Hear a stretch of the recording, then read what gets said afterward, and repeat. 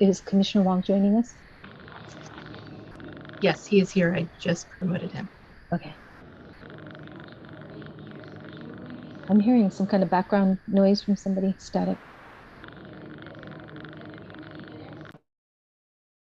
Okay.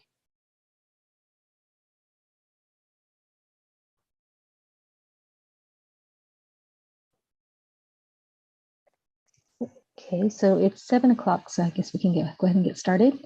We're all ready.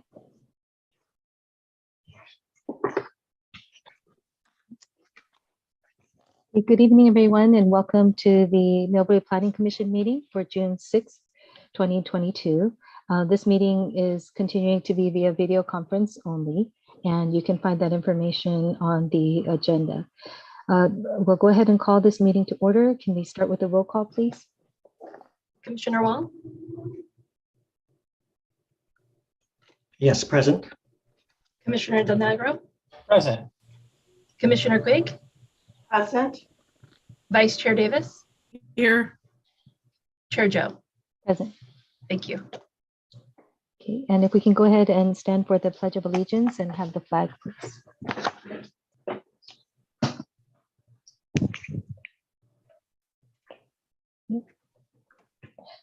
I pledge allegiance to the flag of the United States of America and to the republic for which it stands, one nation, under God, indivisible, with liberty and justice for all.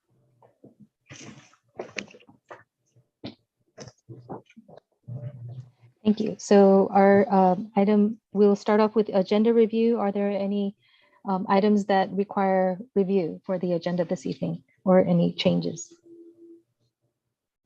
Okay, I'm not seeing any, so we'll go on to approval of minutes. So this is for the regular meeting minutes of May 16th, 2022. So do we have a motion and or any notes, items from people?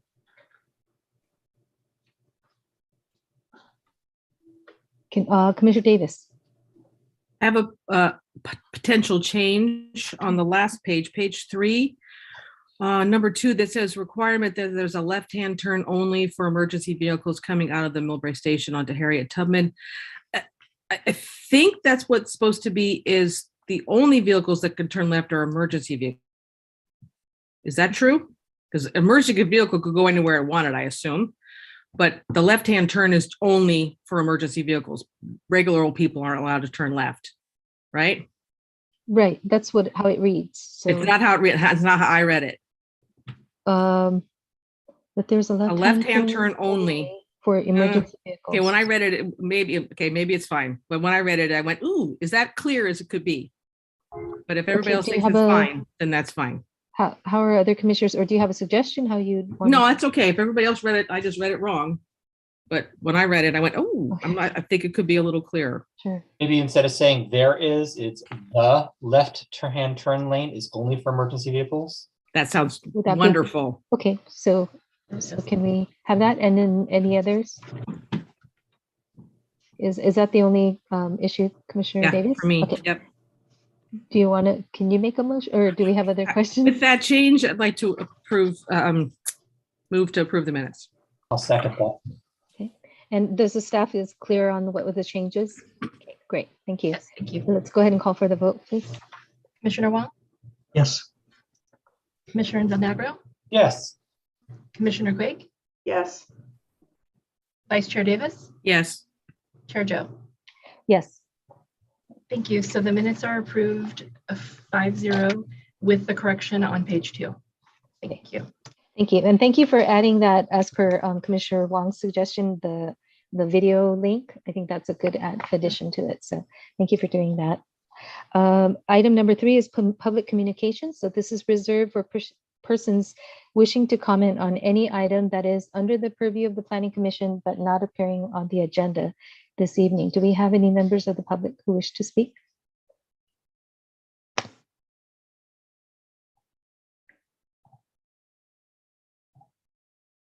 No?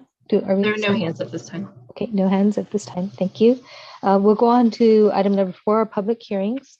So 4A is the 2022 to 2027 5-year capital improvement program and fiscal year 2022 to 2023 Capital Improvement Program Budget General Plan Conformance Review. So this is a public hearing to review the 2022 to 2027 5-year Capital Improvement Plan Program and fiscal year 2022 to 2023 Capital Improvement Program Budget and its conformance with the Milbury General Plan pursuant to California Government Code Section 65401. So I will not read the rest of this agenda item, but can we go ahead and have the staff report, please? Yes. I'll just give a quick introduction. Darcy Smith, Community Development Director. I'm substituting for Roscoe Lada, Planning Manager, who's out of the office. Sam Fielding, Senior Planner for the City of Milbury, and Craig Sentis, our Interim Public Works Director, will be making the presentation tonight. And with that, Okay. Screen share, Sam. Sure. Yes. Thank you. Looks good. Okay. Actually, let me screen share that again. Hold on a second.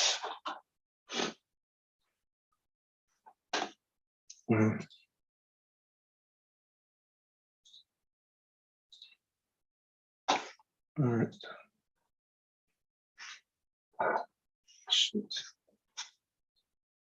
I'm trying to get the. Okay. Sorry, a few little technical difficulties there. Good evening, Chair Joe and Planning Commissioners and members of the public. My name is Sam Fielding, Senior Planner with the Community Development Department, and tonight I, along with Craig Sentis, Interim Public Works Director, will be presenting the review of the 2022-2027 5-year Capital Improvement Program and fiscal year 2022-23 Capital Improvement Program budget conformance with the Milbury General Plan.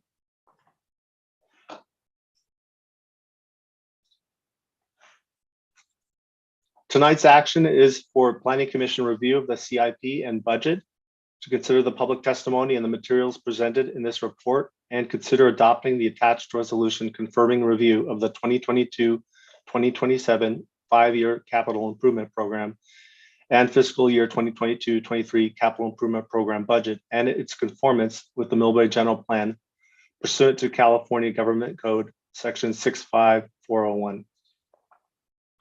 Planning Commission is assigned the responsibility for ensuring that adopted city plans are consistent with goals and policies of the adopted general plan. Government Code Section 65401 requires that for agencies that have adopted a general plan, a program of proposed public works for the ensuing fiscal year shall be submitted to the city planning agency for review and report as to conformity with the adopted general plan. The review includes only the proposed public works projects recommended for planning, initiation, or construction during the ensuing fiscal year between July 1st, 2022 to June 30th, 2023. Planning Commission's review and determination of consistency is needed prior to the City Council's action on the proposed fiscal year 2022-23 CIP budget.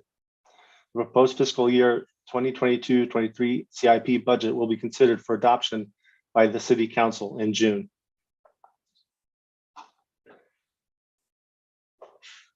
New or revised projects containing in the proposed 2022-2027 5-year CIP and fiscal year 2022-23 CIP budget have been reviewed for consistency with the goals and policies of the City of Milbury General Plan.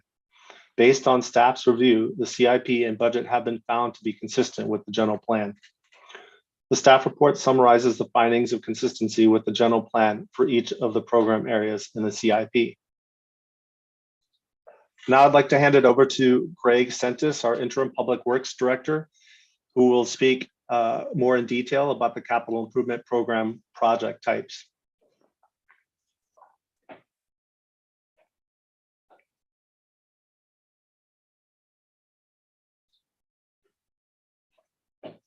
Craig? Sorry, I was on mute. Thank you, Catherine Quigg, Maureen Davis, Commissioner Wong, Christopher Del Negro. Here we have the Capital Improvement Program project types. As Sam mentioned, Title 7, 65401, Local Planning Annual Review of the CIP. We have general city facilities, parks improvements, sewer collection system and water pollution control plant improvements, water infrastructure improvements, stormwater and storm drain facility improvements, transportation and circulation street improvements. Next page. Park improvements, Central Park tennis court resurfacing, Green Hills and Central Park pathway repair, Mills Estate Park creation planning phase. And on the right, Bayside Manor Park renovation, Marina Vista Park renovation, expand playground equipment, improve existing courts and increase capacity by adding additional courts, multi-use courts, and accessibility for all, potential for dog park, and new amenities. Sewer collection system and water pollution control plant improvements, sewer lateral and main replacement annual program, repair, replace sewer mains and laterals based on inspection data. Madrone pump station and force main, multi-year project, complete design phase, replace existing 14-inch force main that is connected to the Madrone pump station, increase pumping capacity of the Madrone pump station. Hillcrest Subbasin 4 South, planned capital project to replace aging sewers within the Hillcrest Subbasin 4 South based on the capacity 2016 capacity assurance report. Sewer collection system improvements, replace sewer mains at various locations. Aviador East Milbury Avenue capacity upgrade, upsizing existing sewer from Aviador Avenue, Milbury Avenue to Adrian Road to provide capacity for MSASP developments per capacity assurance report. Broadway Subbasin 4 sanitary sewer replacement, design phase for sewer replacement within the Broadway Subbasin 4 per capacity assurance report. Cogen system replacement, replace the cogeneration system at the water pollution control plant. The new system will replace the old system, which is at the end of its useful life. A cogeneration system is using biogas to generate electricity to be used on site. Nearshore outfall, construction of the secondary discharge point for the water pollution control plant. Sludge thickener and digester number 2 rehabilitation, replace internal mechanical components of the gravity thickener and complete concrete repair and coating of digester number 2 at the water pollution control plant. Water infrastructure improvements, skyline tank replacement, replace the existing 2 water tanks with a new 1.5 million gallon pre-stressed concrete tank. Water main replacement, replace water mains at various locations. Downtown Broadway and side streets, Awani Drive, Vista Grande near Arroyo Seco, Aviador Avenue through SFO property. Stormwater and storm drain facility improvements. Arroyo Seco, Vista Grande storm drain bypass. Install new storm drain bypass line on Vista Grande from Linda Vista Avenue to 941 Vista Grande. Tioga Helen Geraldine Drive storm drain improvements. Begin design of the storm drain improvements to increase capacity along project locations. Milbury Avenue Culvert, new storm drains on Milbury Avenue from Ashton Avenue to Hazel Avenue. Transportation and circulation street improvements. Sidewalk maintenance program, annual program. Annual program to replace damaged or broken sidewalks. Annual pavement maintenance program, slurry seal. Annual program to maintain city streets still in fair to good condition through preventative maintenance. Annual street repair program, rehabilitate city's aging roadway, including work on Broadway, Awani, San Anselmo, Landing Lane, and La Mancha. Transportation and circulation street improvements, affordable housing and sustainable communities program grant, pedestrian and bike improvements. Bicycle and pedestrian access across Highway 101 via Class 4 bicycle facility, bidirectional Class 3 bike access throughout the Milbury east of El Camino, bridging missing gaps from San Bruno city limits to the transit center, and safety enhancements to the intersection at Richmond Drive and Laurel Avenue. traffic calming program, annual program. Implement traffic calming improvements as part of the neighborhood traffic calming program. Improve the safety of residents within Milbury by incorporating strategies to reduce traffic volume and speed. El Camino Real, Milbury Avenue landscape median improvements. Planning design phase for the landscape improvements along El Camino Real and Milbury Avenue. Staff recommendation. I can take over now, Craig. Thank you. Thank you very much.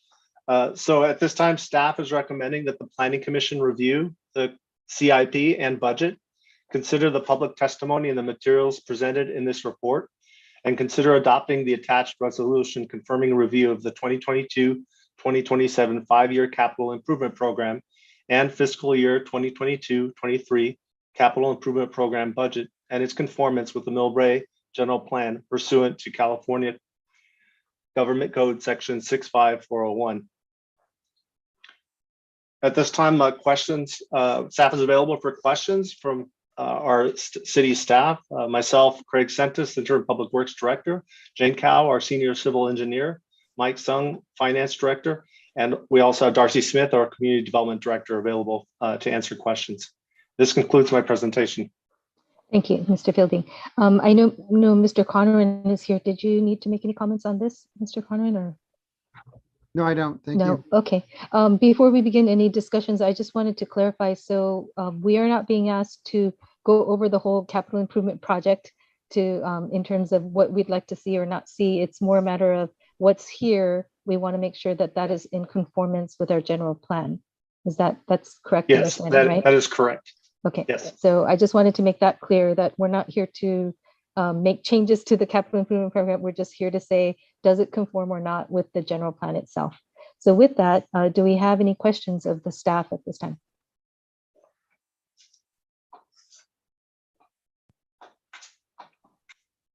Commissioner Wong. Yeah, just more curious about the status of the capital improvement program that, there must be some of these projects in various stages. Like I'm sure, some of the parks have been in progress for renovation. I know a lot of the spur trail has been, a lot of money has been going into spur trail. So for these projects, is there a narrative that the public can see about status of the CIP program, where we're at, what phases we're in, how much money has been spent already on them, and any narrative about the priorities of these projects? Darcy Smith, Community Development Director. I'll defer to either Craig Sentis, Interim Public Works Director, or Mike Sung, our Finance Director. I will say that we provided a brief list or a shorter list in attachment 2 of your staff report that includes the projects that are recommended for planning, initiation, or construction during the next fiscal year, which is just a 1-year period. And the CIP has a medium-term or 5-year strategy, but your review, because it focuses again on those projects that are planned, initiated, or to be constructed in the next fiscal year, is abbreviated. But we are getting ready for a city council meeting in June, and I believe that packet will be more voluminous in terms of the material, but maybe Craig or Mike Sung can fill in the gaps that I missed. I think Darcy kind of spoke very well in regards to this. It's really just the 22-23 right now that you're taking a look at the capital level. Our staff report for the city council meeting will go into a little bit more detail about 22-23, but the 22-23 to 26-27 CIP in itself, we're really just concentrating on the 22-23 portion of it right now. Thanks. That was Mike Sung, Finance Director. And I'll just add that a lot of these projects, the CIP is very high level. When the projects, for example, go back to City Council for authorization, for example, award a contract or other action by the council, that's often when more specific project detail is provided. So again, the CIP, it's sort of like, if you will, the general plan, right? It's a long range, it's a medium-term strategy looking at high level, more details around construction schedules, progress, budget. Those sort of track more specific to each item, each project. So for the public, I would advise you just keep an eye on the city council agendas, look at the reports. If there's a specific project that catches your eye that you want to learn more about and kind of track along the progress.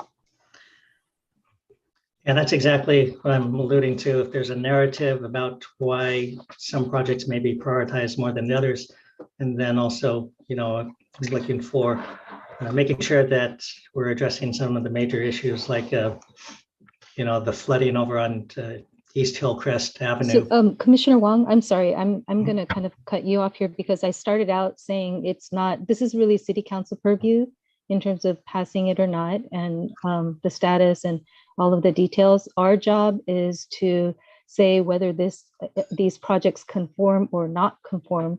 So if there's anything here that you think does not conform with the general plan, I'd like to focus on that as much as possible, because it's not under our purview to do that. Commissioner Quigg, you're muted. You're muted, Commissioner Quigg. I was going to say the same thing. I think that our main focus this evening is only to see if this plan is in conjunction or with the general plan, and that there isn't anything that's out of whack. Okay, thank you. Commissioner Del Negro. Yeah, obviously having been on the Parks and Rec Commission, a lot of the stuff I'm seeing is exactly what I would expect to follow our CIP. The one question I had is about the detail. Is the Mills Estate Park Reactivation Project? It's just a revised project for the design phase. Is that correct? That's the limit of the CIP. We're not doing something broader than that. Darcy Smith, Community Director. So again, for the next fiscal year, it would just be starting the design phase work. Then, assuming that proceeded and was ultimately approved by council and funding allocated, then it would proceed to construction probably in the following year. So this is a good example of something you might see potentially in multiple years. You do typically just see new or revised projects, but if, for example, a project starts the design phase and then gets revised a little bit, it would come back to you next year. Does that make sense? Sure it does, but this is a revision of the prior proposal for a grant that the city put out. Is that correct? Correct, yeah. So it's been revised a little bit. So we kept it on the list for this year. Right, and yeah, I have to say. It is identified in this year's budget. From the park and rec, from the bike and pedestrian experience I have, this seems very fit with the general plan. I'm very happy with what I see. Thank you. Any other questions from staff? Okay, do we have any members of the public wishing to speak?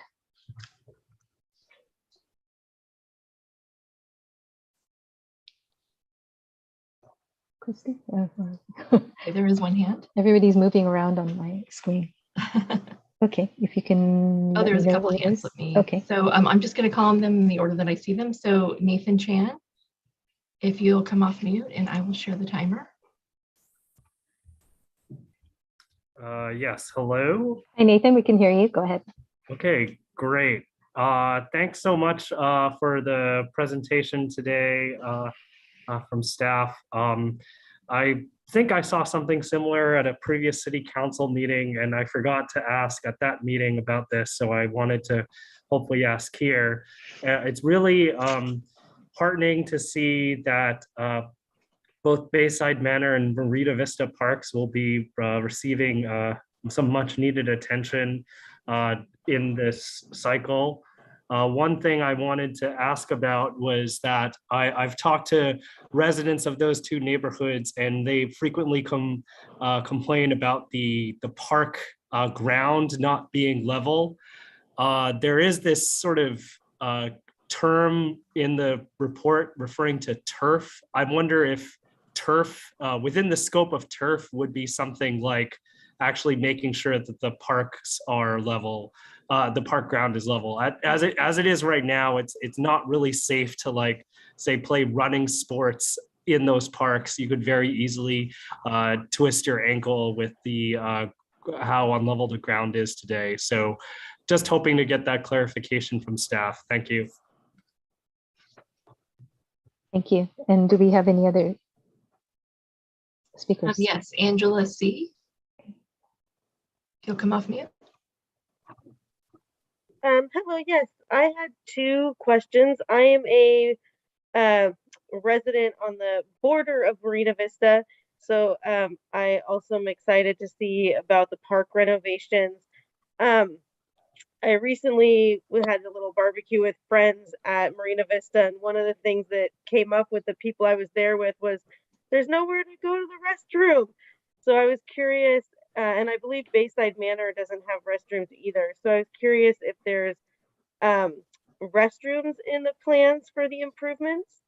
And then the other question I had was around the storm drains, and I saw that there's projects on there around the storm drains, and I know it's not time for change for the plans, but it's a little disheartening after the flooding of both the deaths that happened at the underpass on Hillcrest and the major flooding we had on Landing Lane. I'm a Landing Lane resident, to not see more around those major flooding issues. I'm not sure if the things that are in the plans are things that, you know, are higher up in the city and will help reduce the amount of drainage that comes to us, or if they're totally separate. But it would be nice to see something in the more immediate future to address our flooding issues from the Milbury side. We know there's some issues with the airport, but even before the airport let stuff get overgrown, we've been flooding down here. So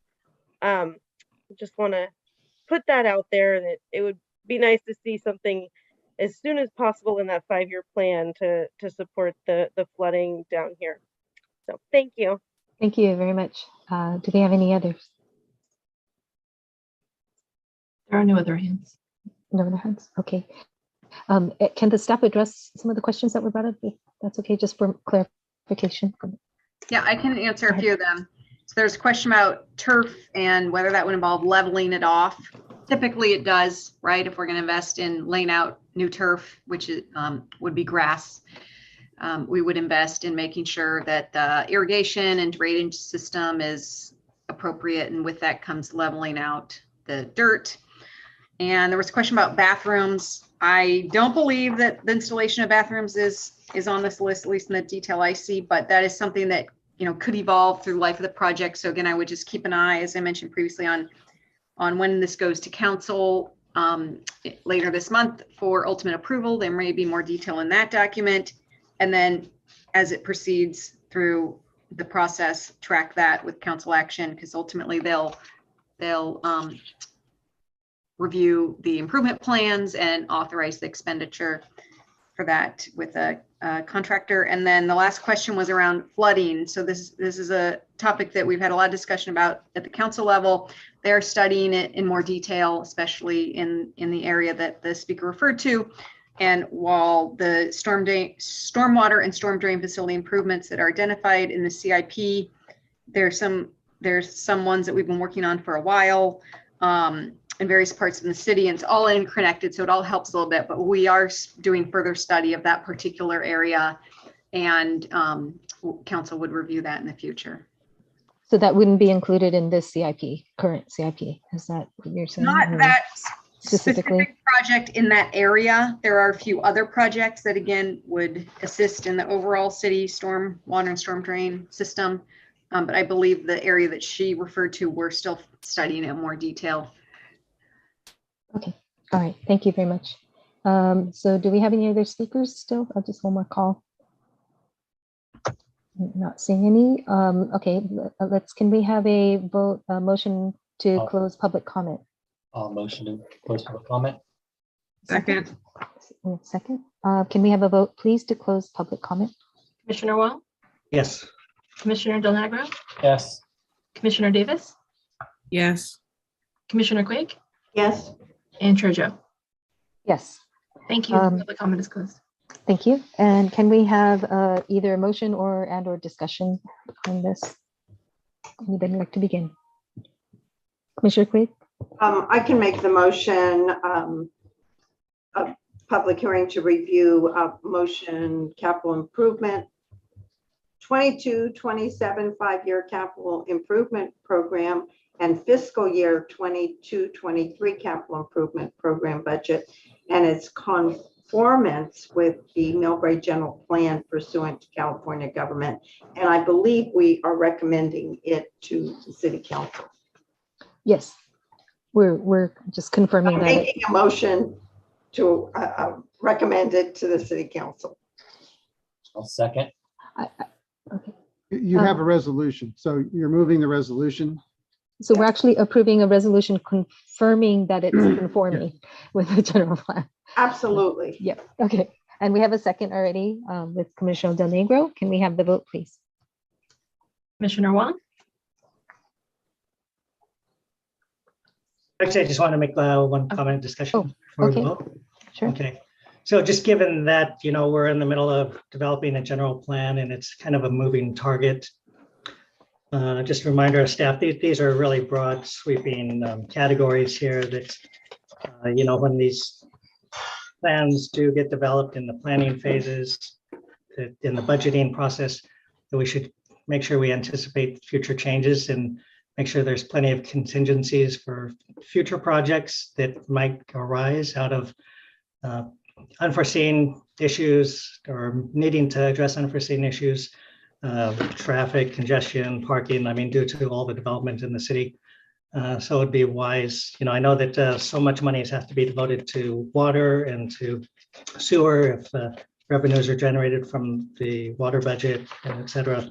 But again, I'd vote for this with understanding that staff's going to anticipate a lot of these issues and changes in our city as they go through the detailed planning phases, right? Okay. Can we call for the vote, please? Commissioner Wong? Yes. Commissioner Del Negro? Yes. Commissioner Quigg? Yes. Vice Chair Davis? Yes. Chair Joe? Yes. Thank you. Motion is approved 5-0. Thank you. Okay, and we will move on to item 4B, which is the Milbury Station Area Specific Plan Amendment. This is a public hearing to consider an amendment to the Milbury Station Area Specific Plan to allow the biotech scientific labs, tech/biotech product assembly, and tech/biotech component manufacturing, including hazardous uses classified as up to biosafety level 2 with a conditional use permit in the transit-oriented development zone portions located north of Milbury Avenue, east of El Camino Real, and west of the railroad within the Comprehensive Airport Land Use Compatibility Plan for the environs of San Francisco International Airport Safety Compatibility Zone 2. So this is a public hearing for this Planning Commission to make a recommendation to the City Council for an amendment. We will not be actually passing or not, but we'll be making a recommendation. Can we have the staff report, please? Sure. Thank you, Chair Joe. And I just want to make sure that you guys are seeing the full screen for the presentation. Yes, we are. Thank you. Correct. Right. Thank you. So good evening, Chair Joe, and good evening, Planning Commissioners. My name is Nestor Guevara. I'm an Associate Planner for the City of Milbury. I'm joined by Darcy Smith, our Community Development Director. And the item before you tonight, as Chair Joe mentioned, is an amendment to the Milbury Station Area Specific Plan. Tonight's action is to hold a public hearing to review the draft Milbury Station Area Specific Plan amendments, consider the public testimony and the resolution findings as presented, and consider adopting the resolution, which is attachment 1, recommending the City Council adopt a resolution approving the amendments as Chair Joe just detailed. A little bit of background information on the Milbury Station Area Specific Plan. The MSASP was first adopted in 1998, with a major update to it happening in 2016. This plan guides future public improvements and private developments in the plan area around the Milbury Bard Caltrain Station, with a mix of land uses that support the station.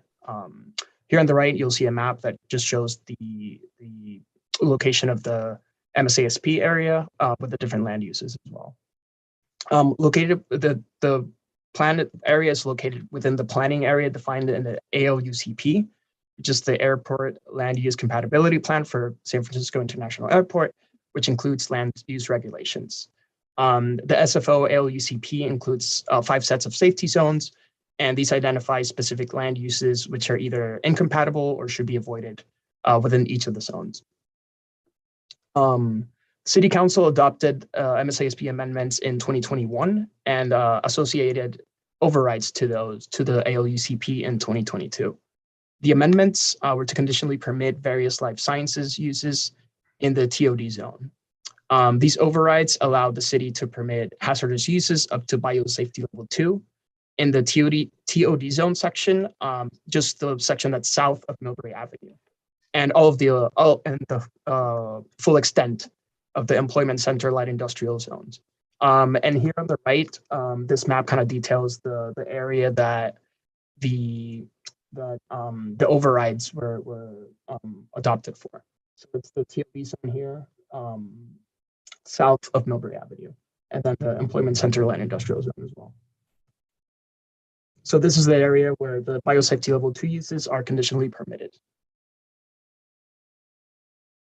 Previous amendments offer flexibility for the city to allow these life sciences uses. These are uses that are in high demand for economic development throughout the region. The City Council discussed the proposed 2022 amendments in their April 26th meeting this year, and they directed staff to prepare these amendments. The city initiated amendment would not amend any of the project approvals from previous projects, such as the one that you see here that you've viewed previously, the Alexandria Center for Life Sciences. As a reminder, here's what the biosafety level 2 includes. The graphic here shows the low risk microbes for biosafety level 1 going up to higher risk microbes in biosafety level 2 or biosafety level 4. Biosafety level 2 includes moderate risk agents such as influenza, salmonella, HIV, and Lyme disease. So the amendment that we're presenting tonight is to allow hazardous uses classified as up to biosafety level 2 in the transit-oriented development zone located east of El Camino Real, south of the MSASP boundary, west of the railway, and north of Milbury Avenue, within the ALUCP Safety Compatibility Zone 2. So this map here on the right, the hashed red line here, is the area for the amendment that we're presenting tonight. So again, it's north of Milbury Avenue, east of El Camino, west of the railway station or of Milbury Station, and south of the MSASP boundary. This slide here just shows the amendments. The amendments are to page 5.2 and added text to both pages 5.2 and page 5.7. It adds language to the footnotes of table 5.1. And these are detailed in the staff report and the attachments. In terms of the California Environmental Quality Act, CEQA, the city prepared an addendum number 2 to the final environmental impact report, which is dated May 23rd, 2022. The addendum documents conformance to CEQA guidelines section 15162A, 1, 2, and 3, and no further environmental analysis is required. Additionally, future individual development projects that do include life science uses with up to biosafety level 2 uses would be required to prepare project level environmental analysis as part of the permit process, as part of the conditional use permit. In terms of the process, here today we're in step 1 of the 5 that you see here. Step 1 is our planning commission meeting that we're holding tonight to review and make a recommendation to the city council on the MSASP amendment. Step 2 and 3 would be meetings with the airport land use committee meeting, and then they would review and make a recommendation to the airport land use commission on the consistency of the amendments with the SFO ALUCP. Step 3, the airport land use commission would meet and review and make a determination regarding the MSASP amendments consistency with SFO ALUCP. Step 4 and 5 would then be city council meetings. We would bring the amendments back to the city council They would, on the first meeting, they would consider adoption of a resolution making draft findings and declaring an intent to consider overriding the ALUC's determination of inconsistency and provide notice to reviewing agencies. Step number 5, then, the City Council meets again to consider adopting 1, a resolution overriding the ALUC's determination of inconsistency with the SFO ALUCP, and number 2, a resolution adopting a text amendment to the MSASP. And staff estimates that this process will take approximately 3.5 to 4 months to complete due to the meetings that I just detailed, the time frame from those. So tonight's action, the staff recommendation, staff does recommend 1 modification to clarify the northern boundary of this area as shown on the map, to include language that adds that it's south of the MSASP boundary. So with that said, the staff recommendation is to hold a public hearing to review the draft MSASP amendments, consider the public testimony and the resolution findings as presented, and consider adopting the resolution, attachment 1, recommending the City Council adopt a resolution approving an amendment to the Milbury Station Area Specific Plan to allow biotechnology, scientific labs, tech biotech product assembly, and tech biotech component manufacturing, including hazardous uses classified up to biosafety level 2 with a conditional use permit in the transit-oriented development zone portions located north of Milbury Avenue, south of the MSASP boundary, east of El Camino Real, and west of the railroad, within the comprehensive airport land use compatibility plan for the environs of San Francisco International Airport Safety Compatibility Zone 2. That concludes our presentation, and both Darcy and I are available here for any questions that you may have. Thank you very much. So just to note, so we're basically expanding. This is an amendment to expand to north of Milbury Avenue, along El Camino Real. That's what we're doing, right? That is correct. This here is the section just north of Milbury Avenue. Okay, and just a quick question. COVID is biosafety level 3, right? Something like COVID virus? I believe so. Darcy, are you familiar? Just curious. I do not know. Maybe Commissioner Del Negro knows. He's very knowledgeable about these. Do you know? I'm just a curious thing because it doesn't show here. Yeah, it doesn't show here. So just wondering if anybody knows. Coronaviruses, when not obviously COVID, can be a BSL-2 level, but the infectious level like a cold makes it elevated. I don't know if it's a BSL-2 plus or not. I have to go look at the CDC website to find that out. It should be pretty easily available. I will have to say that that diagram does make it a little bit oversells the idea that there's a lot more safety there. Yeah. If you're working just the healthy human blood, you have to be a BSL-2. Even if you get like a draw at a Quest diagnostic, that is technically a BSL-2 level material, just because we don't know if somebody has an infection. So they treat it at BSL-2. So just understand that any lab work that involves a human biological sample is a BSL-2 lab, regardless of whether or not an infectious material is available or not. Okay, thank you. Can we stop sharing the screen so that I can see everybody? Thank you. Whoever. Okay, Commissioner Quigg, go ahead. You're muted, so. Thank you. You mentioned east and west and all that, but what is the northern boundary of this TOD? Is it Victoria? I think you need to share the screen. I'll share the screen right away. Yeah. Sure. Sorry. Just give me 1 second.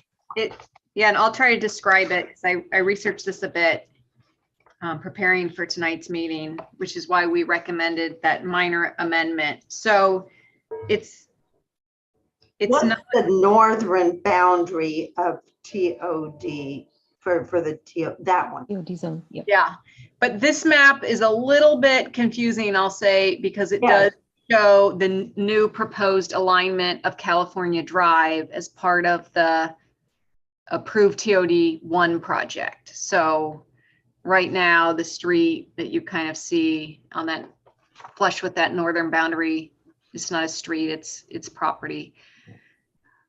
But essentially, it's the TOD 1 project site up until that northern boundary. Is it up to Victoria then? Yes, it's right up against Victoria. Can you hover the little? The extension of Victoria, if you were Yeah. to extend it. Yeah. So Right. that is the northern boundary of this amendment. Is that correct?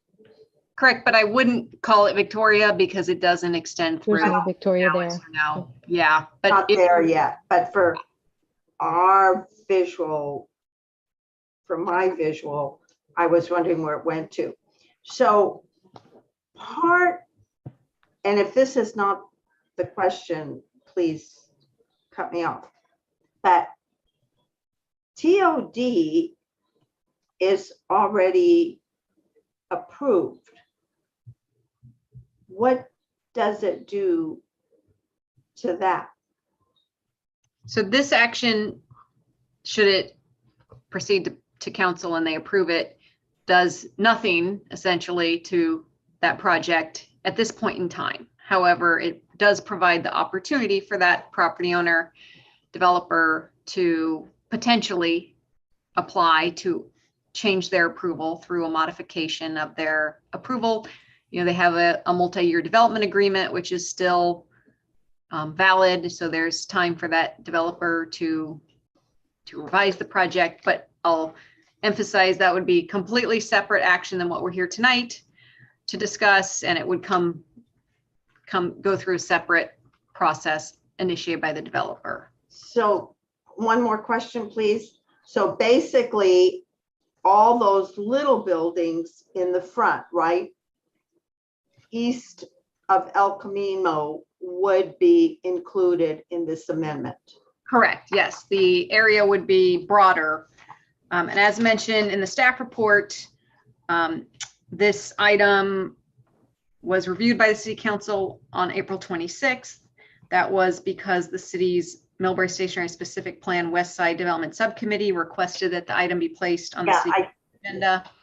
And that was a result of the city's RFP that we issued, the request for proposals for city-owned property. But we've also received some inquiries from developers who are interested in this area. And that, you know, this is the first step, again, on the city side, city initiated, and then potentially private development projects could follow.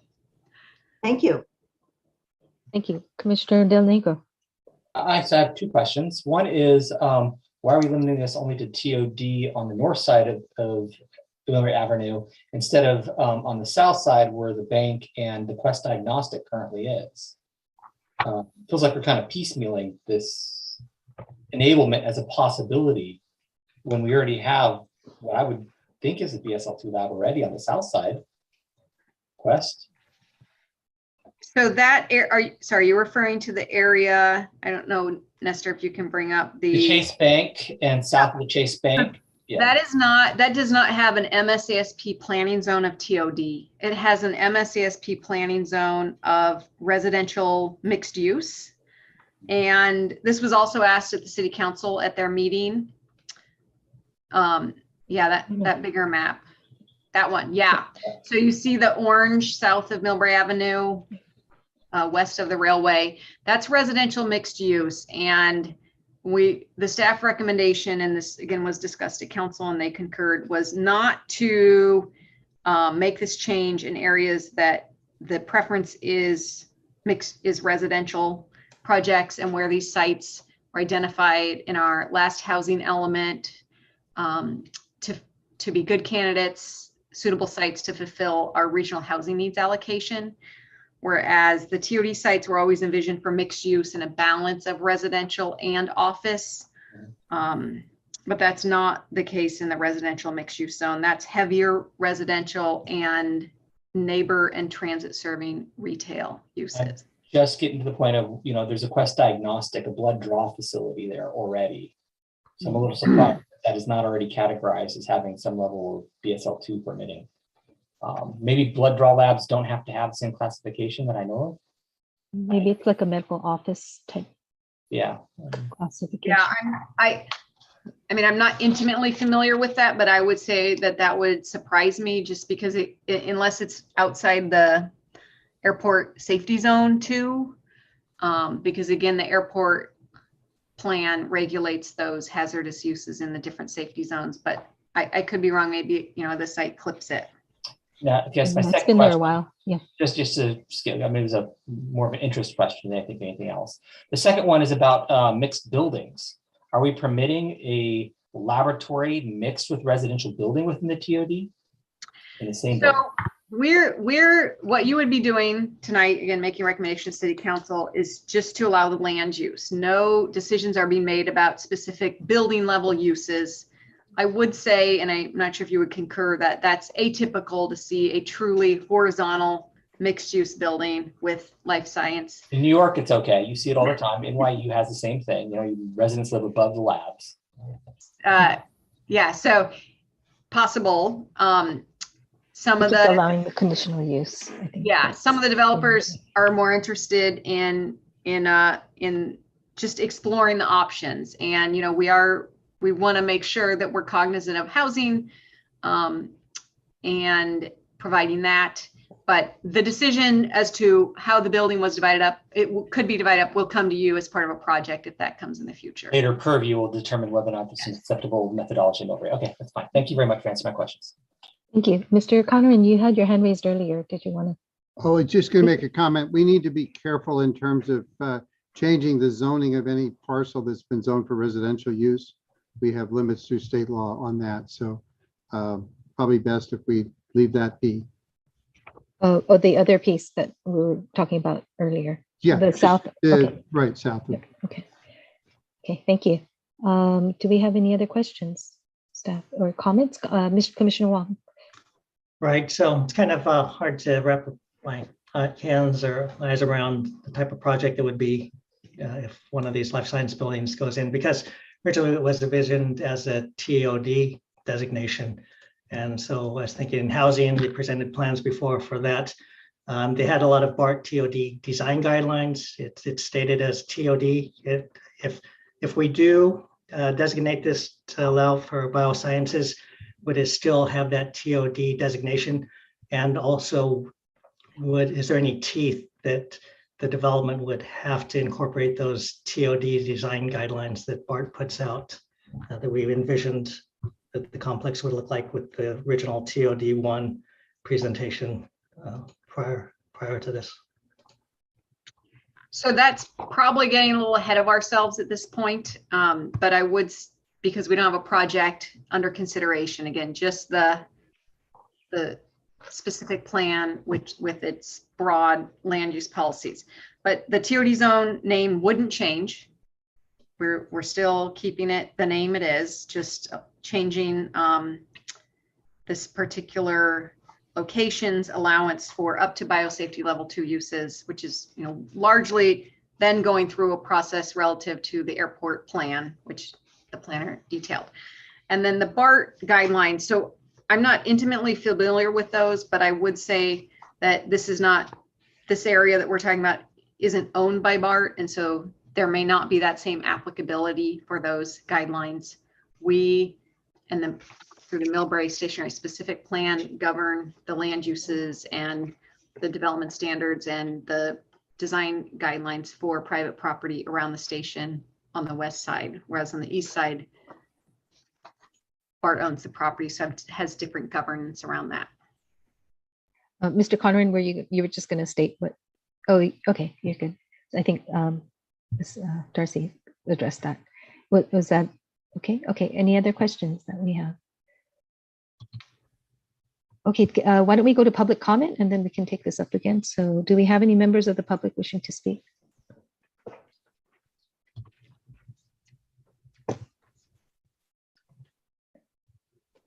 Nope. There are no hands. Okay. So, can we have a motion to close public comment? Move to close public comment. I think Commissioner Quigg, did you have a question or a second? Okay, I think she's seconding. So can we have a vote to close public comment? Commissioner Wong? Yes. Commissioner Del Negro? Yes. Commissioner Quigg? Yes. Vice Chair Davis? Yes. Chair Joe? Yes. Thank you. Public comment is closed. Thank you. Okay, can we have some, do we have any further questions, or I actually have some thoughts and questions, but I'll, anybody else have any comments or questions you'd like to ask at this time. Commissioner Quigg, you're muted. You're muted, Commissioner I Quigg. know, I just Okay. unmuted it and, I guess I'm just looking how we are just carving out little pieces, and it just looks a little odd, but I can understand why that little piece is there. It's just like it's the other side has housing, and now we're carving out this little piece there, and we're not carving out the other piece where the bank is. It's just odd. Well, I think like staff mentioned, it's not part of the TOD zone. So it's just how it was. I got that. Yeah, I did get that, but it's odd, and it may even look odd when it's built out. I'm not 100% sure, but we're getting a lot of little. Okay. Commissioner Davis? Just the comment that there is no project to consider at all. It's just giving us more options for what can happen in that area. And, as it said in the staff report, office space, pure office, traditional is not as attractive as it once was before COVID. And this gives us another option in that area. And that's all it's doing. There are no projects. There's nothing to worry about. No buildings, no companies, no nothing. So I think it's a great addition to the MSASP and gives us more flexibility. Okay, do we have anybody else? Commissioner Wong? Yeah, I think this really is kind of concerning. It could really change the character of our neighborhood there and even our city, because originally we envisioned this to be a transit-oriented development, which means that people coming off BART, coming into our city, it could be a centerpiece that would have welcoming and wayfaring and all these other TOD design guidelines to be kind of neighborly and welcoming into our city. But as we see with some of these other projects with the biosciences building, sometimes it's just developers just building big buildings and just renting it out to bioscience labs that don't even own the property. And then if they do that, then they're less likely to have residential housing or mixed use housing. This biosciences, like we just mentioned, maybe it happens in New York where you can have mixed use with residences and biotech, but I don't see that likely happening if we allow this to be a bioscience facility. It may be just one large, massive, bulky office complex. And then the first thing people would do when they come off BART, they'd come off on the Caltrain side. They'd have to walk all the way around it and be kind of obstructive. It's not really welcoming. It kind of isn't consistent with what we envisioned with the TOD, with wayfaring, with residential mixed use. Doesn't provide housing. So I think if we allow this, I know we're saying that there's no development to approve at this time, but if we do allow the zoning for this, I think we're going down a road where we're very likely, if we do have a biosciences building, it's very unlikely to have mixed use, and we won't meet the residential housing goals and what we originally envisioned with the whole TOD project. BART had us all thinking about how we can add housing onto BART properties and how we can make it nice for the community, and now we're saying, okay, we're going to get rid of that and possibly have something completely different now. I don't think we're saying that we're going to get rid of anything. I think all we're doing is adding extra flexibility is what I'm hearing, that we're not, and definitely nobody is suggesting that if you allow for that flexibility, then we're going to get rid of the TOT guidelines.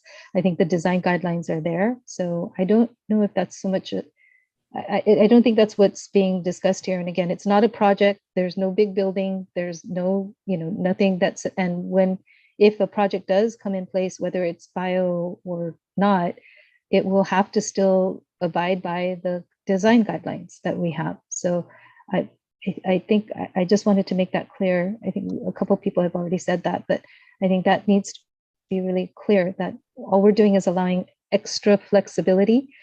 Anything with a conditional use permit will have to come to the planning commission. So the planning commission will have the chance to review it and make comments as well. So, but in any case, did you have further questions, Commissioner Wong? No, that's just my perspective, what I'm envisioning. I think it's biosciences zoning made sense the south of Milbury Avenue because Rollins Road is more heavily industrial or light industrial anyways, but now we're getting in more transitioning to neighborhoods in El Camino and into our city. And I'd like to see the original envision of that TOD type project be retained and zoned for that. Understood. Commissioner Del Negro, did you My have only your hand raised? comment is the quarter mile at the end of any transportation commute goes both ways. The jobs have to be within close proximity to stations as well as the housing. I think, obviously this is a fine thing to do for the flexibility, the future of job opportunities for young people who can live in high density housing. A lot of biotech employees are very young people coming out of college. This is, to me, fits with the design of the TOD. I'm happy to see it. Any other commissioners? Okay, I did have one thing is when we were talking about TOD one, I guess we shouldn't go into projects, but I guess one of the things that I was thinking is that for the ground floor, would it be possible if we could maybe make sure to reserve that to be more of a retail open space type, to say any conditional use would be more above the ground floor, because we're talking about El Camino, which is a big, big street, and you kind of want it to be active as opposed to, I know the other biotech building that we had recently had like a cafe and whatnot, but this part of El Camino, I think, is hopefully going to be a lot more active as we get the El Camino street, as it starts looking really pretty and people are walking out from the BART station. And the original project, the previous project that we had been considering had actually a lot of active retail space on the bottom floor.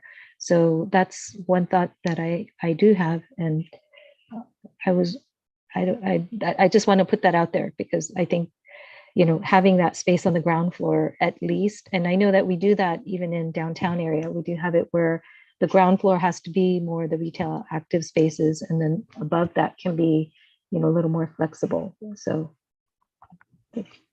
that's just a thought that I have. I wanted to put that out there.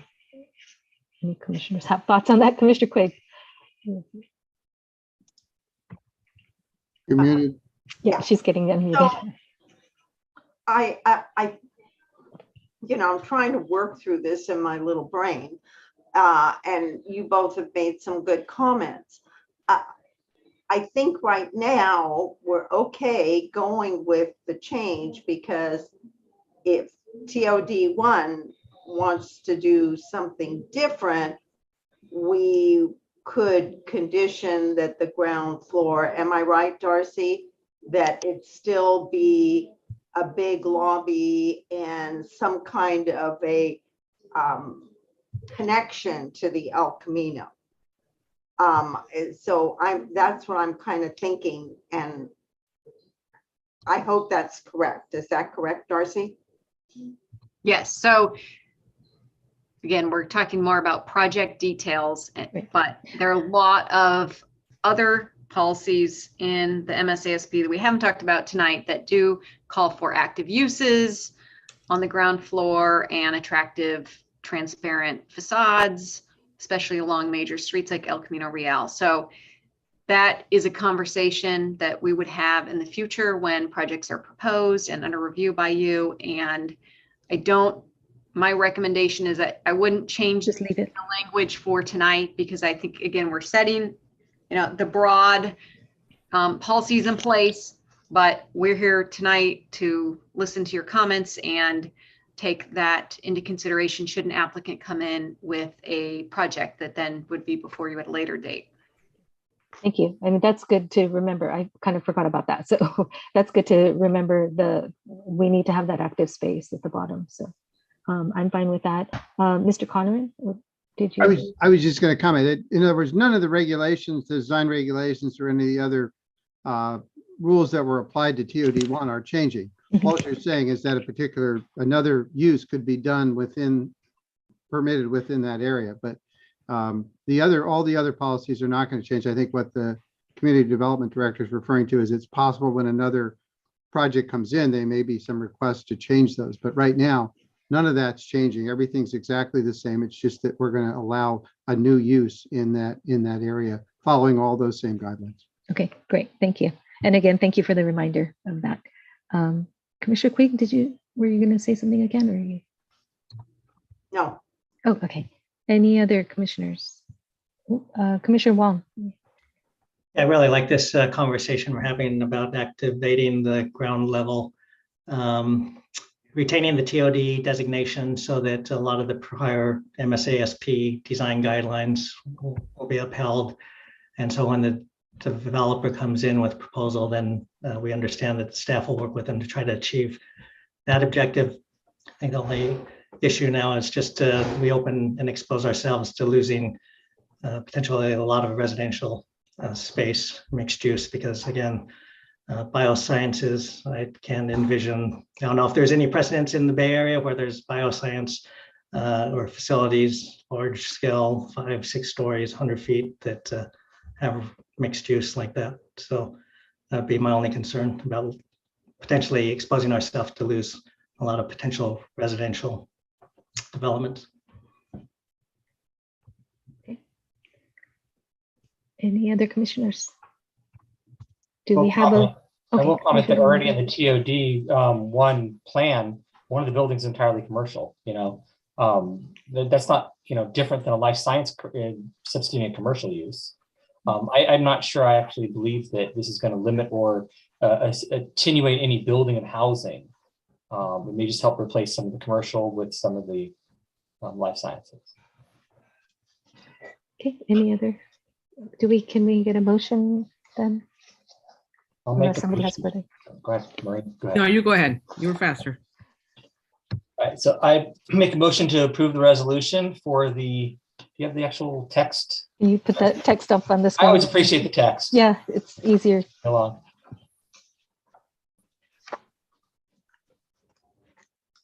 And quick reminder, as part of the motion, if you agree, can you state that with this one modification to clarify the northern boundary? You just read it into the record, we can note that addition. The northern boundary for what? Is if you can just read The all very this, bottom. Yeah, and you have to read the whole thing. yeah, that red underline language, that's a modification that you're making as part of the motion so that I can get to work cleaning everything up for the next meeting. All right, so I'll read the resolution as written with the red modifications in it right now. Yes, thank you. All right, so I make a motion to approve the resolution as presented and consider adopting resolution attachment 1, recommending the city council adopt a resolution approving an amendment to the Milbury Station area specific plan to allow for biotechnology, scientific labs, tech biotech, product assembly, and tech biotech component manufacturing, including hazardous uses classified up to biosafety level 2, with a conditional use permit in the transit-oriented development zone portions located north of Milbury Avenue, south of the MSASP boundary, east of the El Camino Real, and west of the railroad within the comprehensive airport land use compatibility plan for the environs of San Francisco International Airport Safety Compatibility Zone 2. Thank Second. you. Not faster than my say. Yeah, that was pretty fast. Okay, do we have can we go ahead and call for the vote, please? Commissioner Wong, Yes. Commissioner Del Negro, Yes. Commissioner Quake, Yes. Vice Chair Davis, Yes. Chair Joe. Yes, Thank you. Motion passes 5-0. thank you. Okay, so we'll move on to so new business, item number 5, there is none. Item number 6, staff updates. Yes, Darcy Smith, Community Development Director. Thank you for letting me substitute for Mr. Mata tonight. So I appreciate you attending this meeting tonight, and I appreciate you responding to the emails that we've asked about getting a quorum for the next meeting. We'll make a final decision tomorrow, but in order to try to get the highest level of participation at the next meeting, it may be rescheduled. And so if you can hold both June 20th and June 29th, we'll have a final decision hopefully tomorrow on which meeting that we're finalizing for that meeting date. And again, we just want to optimize the most attendance possible for that meeting because we anticipate bringing forward a development project at 959 El Camino Real that would just benefit from as much participation as possible.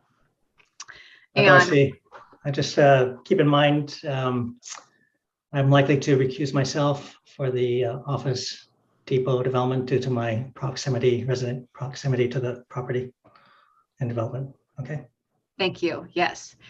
So then in July, we may also cancel that first meeting. It conflicts with July 4th holiday. So we'll also circle back with you on that meeting too.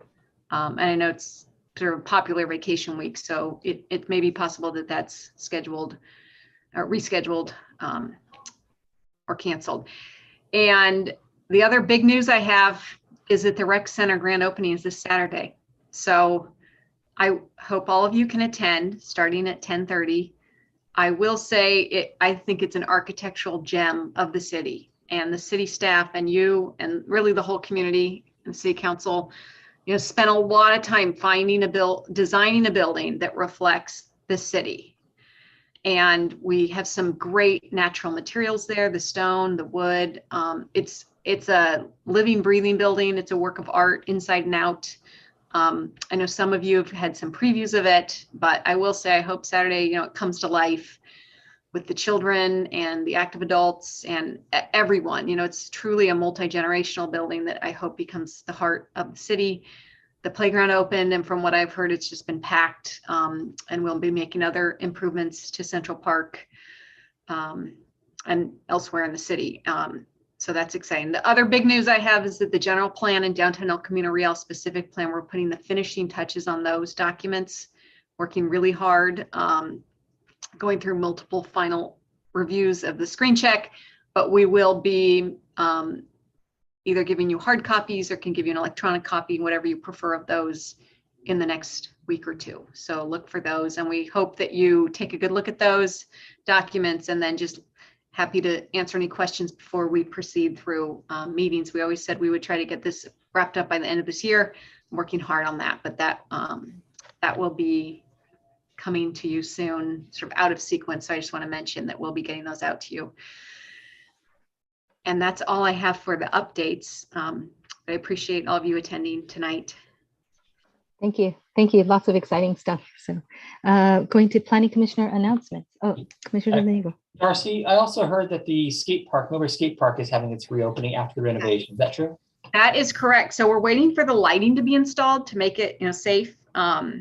But that should be installed maybe tomorrow or Wednesday, and we're aiming to open it as early as Wednesday. But if you don't follow any of our social media accounts, I think we have a great new public information officer who's been posting some great stuff. So that announcement will be posted on social media, and I got a sneak preview and it looks really, really nice.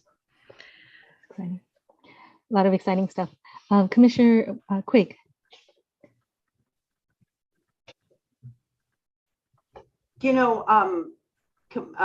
Chair Joe made a lovely comment last time about if we could get something before us that shows some of the developments that have happened and what it would look like built out. And I was just wondering if anything had happened on that. Not yet, but we got the request and we're working on it. Yeah, because it's when we start filling in where the parking lot is and the El Rancho building is going to change the downtown dramatically, and it'd be kind of nice to see how it's filling out. I'd second that. I was also thinking that even if you can do a 3D model, that'd be Yeah, outstanding. a hologram. Okay, do we have any other commissioner announcements? Commissioner Quigg, you have your hand raised, did you? No, I Okay. put it down. When people put their hand up, you I move on know, the I screen, so know, it I throws know. me off. Commissioner Davis, Are we announcements or comments or both? Commissioner announcements. That's I have all no we have. announcements. I have We can make comments. comments. You can I make comments instead? Yep, make comments instead. One is, it's about public communications. In the olden days, pre-COVID, when we were in council chambers, people that wanted to speak filled out a speaker slip. We knew their name. We used to ask their address. I don't care particularly what their address is, but we often don't have full names now when people speak to us, and they don't say, I don't need to hear their address, but it'd be nice to know their full name and if they live in town or not. Comments from out of town are perfectly welcome, but it's useful information for us to know who is speaking to us. I don't know what the rules are, but it would be nice to have them announce their full name and if they live in Milbury or not. And on the other thing, I just want to say thank you to the staff. The 2 staff reports today were excellent. They had all the information we needed at the level of detail we needed to get our job done. And I want to thank you guys for that. So that's it. Great. Thank you. Any, you still have your hand raised. Do you have more, Commissioner Davis? Okay, Commissioner Wong. I'd just like to give props to the staff and the architect that did the planning for the community center. They just did an outstanding job. I saw them everywhere. They were out at the Catholic Church. They were out at farmers markets. They were getting feedback from the community. It was just a great outreach effort, and they seem to incorporate a lot of the ideals and comments, and they had all those little stickers and did a vote for a lot of different design elements. So I thought that was outstanding work. It's how the planning process, I hope, would be for a lot of these projects in our city. Thank you. Any others? Okay. I'm going to make just an announcement because I'm not sure when the next meeting will be, the 20th or the 29th. If on the 20th I cannot be here, my term is actually ending officially at the end of this month, and I will not be able to reapply. So I just wanted to, if I don't get to see everybody again here, I'll still be keeping track, but I wanted to really say thank you, to the staff for sure, all the hard work that you do, people who aren't here now. I just really appreciate all the staff and the support and all the hard work that they go through as we have so many projects and plans. And I'll be sorry to not be a part of that, just not able to continue for now. And to my fellow commissioners for all of your hard work and time as well, because I know there are weekends that we get packets that take up the whole weekend to try to go through and digest. So thank you very much. And I might see you again here. And then definitely I'm planning to be at the rec center opening this Saturday, but I just wanted to kind of say that because I'm not sure if this will be my last meeting. So, okay. Do we have any other comments? If not, we'll go ahead and adjourn. Oh, Commissioner Quaid. Well, Jean, we will miss you. We might have another meeting. We will miss you. You have been, as far as I'm concerned, a very strong asset to the Planning Commission. So we're going to have to look around to get anyone that would come close to what you have done for us. So thank you so much for your years of service, and we might see you back. Yes, I will. If I can. I decide to run for city council or something. Oh no, not that. But I've enjoyed this time, and I'm sure there are a lot of great people. Every time there's an interviews, I'm going, wow, how did I become a commissioner? But because there are a lot. So are you going to be here on the 29th or is the 29th? I'm not. I can be here on the 29th. The 20th I can't. Right. So I'll be out of town. So okay. So thank you very much.